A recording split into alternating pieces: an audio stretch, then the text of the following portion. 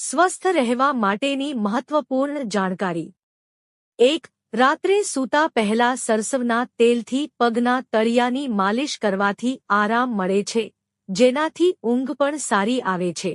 2. ખાલી પેટે દૂધીનું જ્યુસ પીવાથી કોલેસ્ટ્રોલ લેવલ ઘટી શકે છે.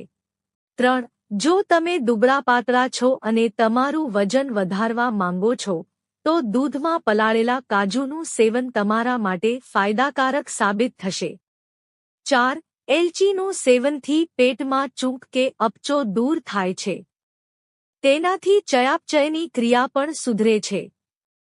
5. સવારે ખાલી પેટે લીલી એલચીના પાણીનું સેવન કરવાથી વજન કંટ્રોલ કરવામાં મદદ મળે છે. 6. કોળાના બીજમાં સારી માત્રામાં આયર્ન હોય છે જે શરીરમાંથી નબળાઈ દૂર કરે છે. 7. પાઇનેપલ એક ખૂબ જ સારું ફળ છે, પરંતુ ડાયાબિટીસના દર્દીઓએ તેને ટાળવું જોઈએ. તેનો જીઆઈ 50 થી 66 ની વચ્ચે હોય છે અને તેમાં પ્રાકૃતિક સુગર હોય છે, જે સુગર લેવલને ઝડપથી વધારી શકે છે. 8. શેકેલા ચણા ગ્લુકોઝને શોષી લે છે જે બ્લડ શુગર લેવલને કંટ્રોલમાં રાખે છે. આથી ડાયાબિટીસના દર્દીઓ માટે સારું છે. 9. હળદર પણ ચરબી ઝડપથી બાળે છે. હળદરનું સેવન ગરમ પાણી સાથે કરવું. 10. સવારે ખાલી પેટ હૂંફાળા ગરમ પાણીમાં લીંબુનો રસ મિક્સ કરીને પીવાથી પેટની ચરબી ઉતરે છે.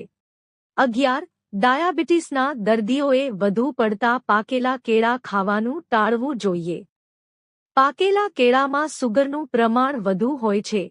તેનું જીઆઈ પણ વધારે હોય છે, તેથી જો તમે તેનું સેવન કરો છો, તો તે તમારા બ્લડ સુગર લેવલ પર ભારે અસર કરી શકે છે.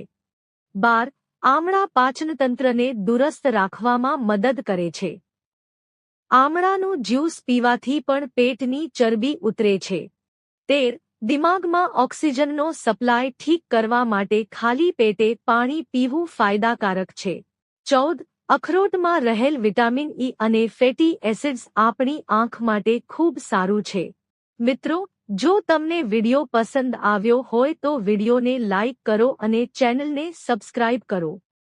વિડિયો જોવા બદલ આપ સૌનો આભાર.